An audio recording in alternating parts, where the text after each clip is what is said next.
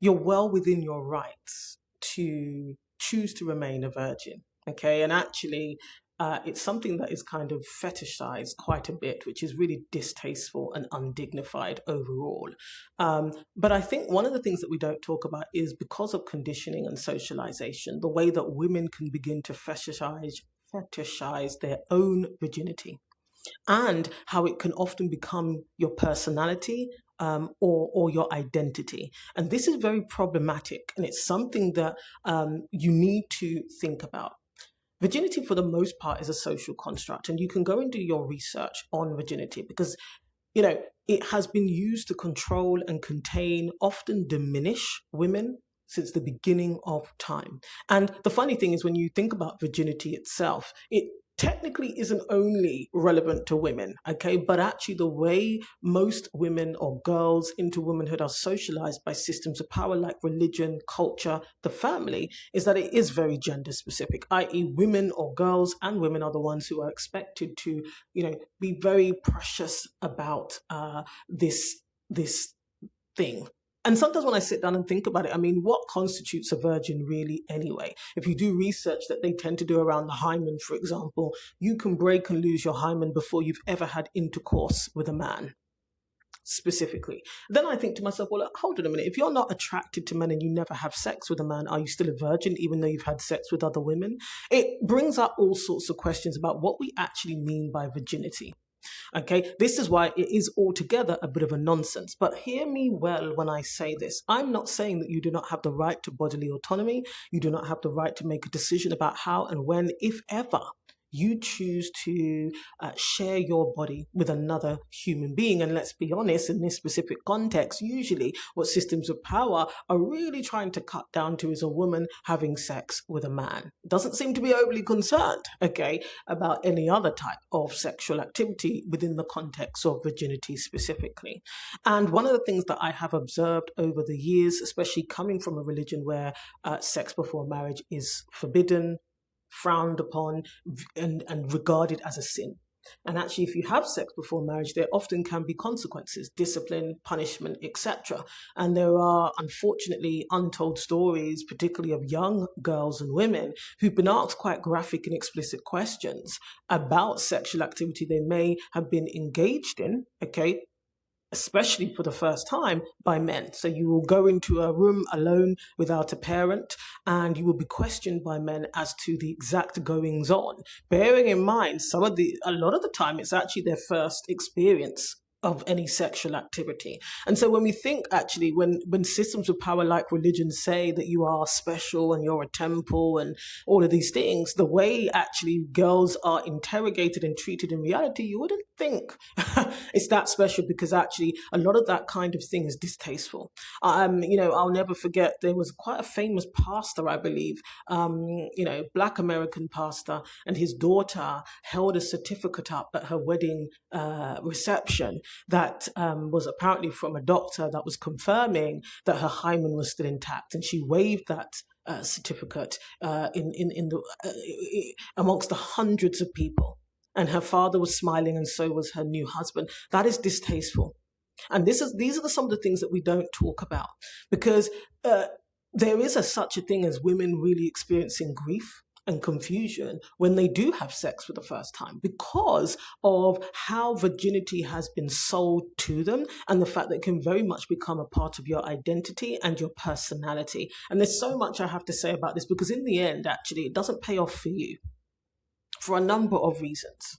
Okay, number one, as you grow older, of course, people may or may not think that you are strange. I remember when I was growing up, I used to see sometimes occasionally in some of these, magazines in the UK, they'd be like, I don't know, they're kind of like weekday magazines where they kind of tell people's life stories. And every now and then there'd be a woman in there or a man saying that he's a 52-year-old virgin, or the ones that would attract a lot of commentary was from the women, right? And they would be explaining in great detail why they're still a virgin at 45, which I always thought was quite strange, because why do we need to talk publicly about the activity in our vagina?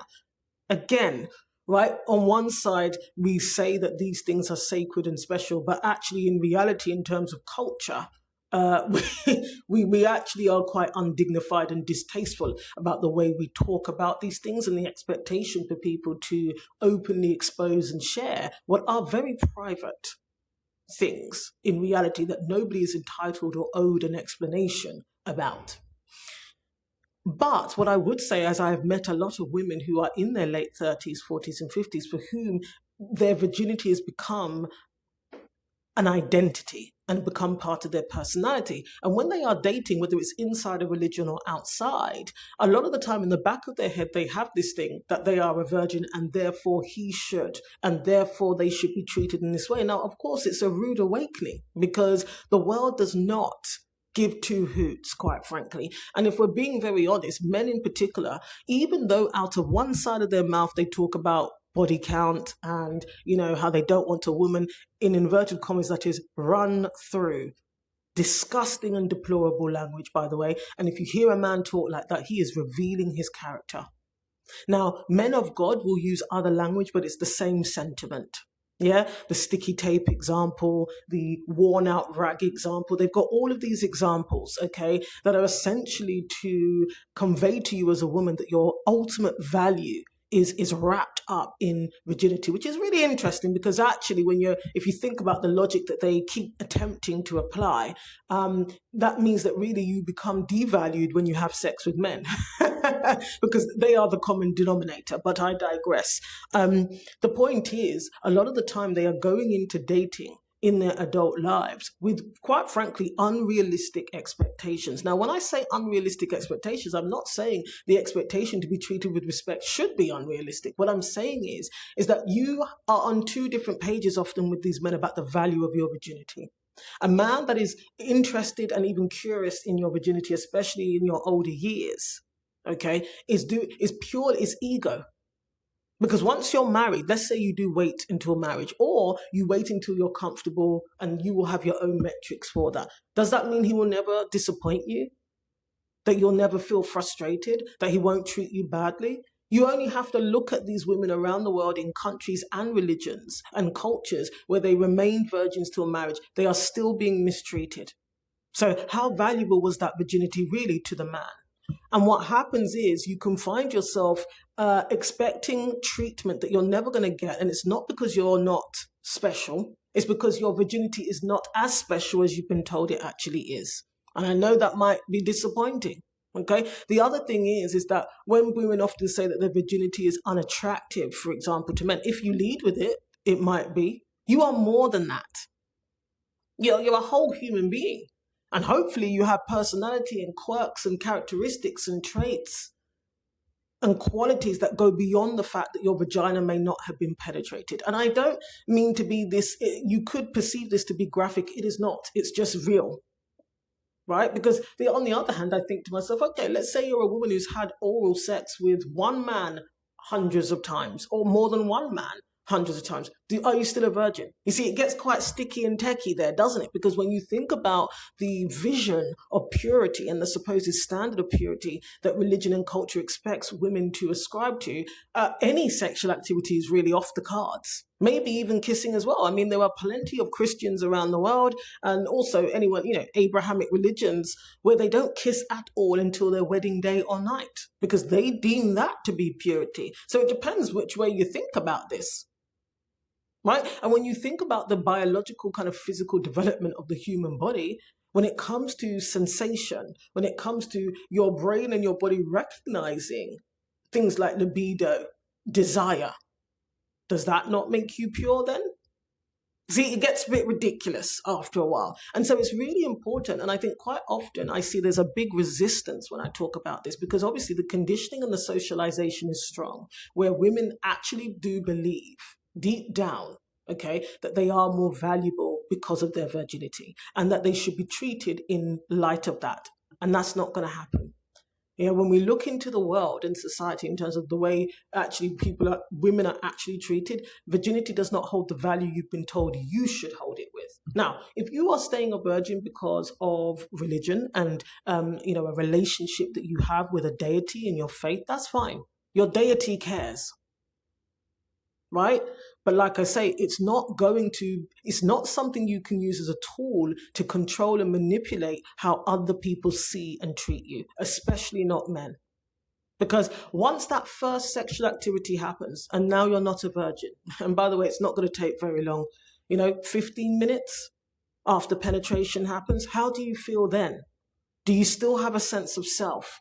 Do you still feel whole? Do you still respect yourself? Will he still respect you? And if his respect is contingent upon you being a virgin, that says a lot. That says a lot about his character and how he sees you. Does he see you as a whole human being? Is he able to see you beyond that particular utility? These are the questions you need to be asking yourself. And that's why, actually, in some ways, it can be off-putting, as it were, to people, especially if you are in your 40s and your 50s. It's not always because they don't value somebody who may have chosen to abstain for whatever reason. The other thing as well is that being a virgin does not make you a better human being. Okay, I see this a lot because I grew up in a religion, of course, whereby we were encouraged to, obviously you have to abstain, but you're encouraged to be, the good sister. Okay, we all know what goodness means. There's lots of invisible contrasts around goodness and women. But what can happen a lot of the time is that maybe you've lived life for a long time, and especially if you are from a religion, you start to think, well, I do things God's way, so you start to elevate yourself. The only thing is again, that doesn't mean actually that people want to be around you. That doesn't mean that people like parts of your personality just because you are ascribing to these religious values. And if you think that the core main thing about you that says something about you is the fact that you are a virgin, there's more to life, there's more to human development and behavior than just your virginity. And quite frankly, again, I can say this coming from a religion, so it's not like I'm speaking from the outside. I was in there too, right? There were people who, for example, they are a virgin, but they are very selfish. They're lazy. They're mean. They're spiteful. They're underdeveloped emotionally. They're not pleasant to be around. It's not pleasant to be their friend, right? There are other elements of your character that deserve attention other than the fact that you may still be a virgin. What does that really mean in the grand scheme of life, by the way? You're not going to die because you're a virgin, right? You can still have a full, thriving life. So your virginity is not something you can hide behind. You may want to consider the fact that it's not always going to be because you're, in your 40s or your 50s and you're a virgin that this person is put off. No, they're also looking at your character. You've also now lived quite some years by now, okay? And so there are other parts of you that they are going to be assessing, that they are experiencing beyond your virginity. And so making it fundamental part of your personality and identity is a folly for you, and also as you navigate relationships more generally. Some of the things I've also seen, and look, I remember that I had a friend who was older than me. She was a virgin, and she really put a lot of stock in that when she was dealing with men. And in many ways, therefore, men couldn't do right. It was impossible, actually, because of the way she saw herself. But then in the next breath, she could be quite conflicting about certain things, right? There were certain things that she liked to skate the line on. But then she would say, oh, you've got to respect me now. Now, hear me well. I'm not saying you have to be a perfect person. I'm not saying that you can't use your agency. What I'm saying is that this is just about being an adult. If you want to be regarded and treated as if you're just a fallible human being, which we all are, that's fine. But then you can't put yourself up on a pedestal here and then be confused when other people judge you based on the pedestal that you've created for yourself. That's the truth. That's the truth. And so, really and truly, virginity, it's a private thing. It's not something that you have to promote or declare. And like I said, there's an issue around taste, I think, and dignity with these things. It doesn't have to be commercialized. It doesn't have to be commercialized. It doesn't have to be something that you lead with. It doesn't have to make up your entire personality. Because if you make it your entire personality, then that might be why people are focusing on it. Right? Now, I would like to also acknowledge the fact that not everybody is abstaining or a virgin because of religion, for example, or fears. It may be that's just your choice. Right? It doesn't have to be a big deal. It's not something I used to think about a lot at all. Why? Because I'm a full human being. My life had much more in it than just that. Okay? It had much more in it than just that. I barely even thought about it. Because there's more to life. There's more to life. And if you want to be treated in a multifaceted way, you have to see yourself in a multifaceted way often. And it's very unfortunate because, like I say, unfortunately, the world cares more about a woman's virginity than it does a man's. And when I say cares, that's with a large asterisk, right? It doesn't mean it protects it. But then on the same breath, when I use that language, protect, I start to think to myself, right? Because actually it's yours, it's your choice. You do not become of less value when you choose to have sex. I understand that people do believe that marriage is a covenant, it's sacred, it's divine, it's sanctified by God, and therefore if you choose to have sex for the first time within marriage, it's automatically better and beautiful. Again, when we actually look at the state of some marriages and who some women choose to marry, there are some questions there about if you believe your body is a temple and you view your virginity up here, there's some men that you wouldn't choose to marry and allow near you, number one. And if you look at some of the realities and the states, the environments of some of these marriages, how valuable is it really? And I don't say that to be sarcastic, okay, or disrespect religious belief. Far be it from me. What I'm saying is that often we need to take a more pragmatic look at what virginity means to you and what real meaning you're assigning to it beyond how you see yourself, and even within how you see yourself, allow yourself to be more than that. And there's often a lot of resistance when I talk about this because the conditioning is strong. The gravitational pull of believing and wanting to believe that inherently there is safety and there is higher value in your virginity than anything else. Like I say, it might mean something to your deity. It might and it can mean something to you. But understand that in the world and in the greater context, it doesn't have the meaning you've been told it actually has.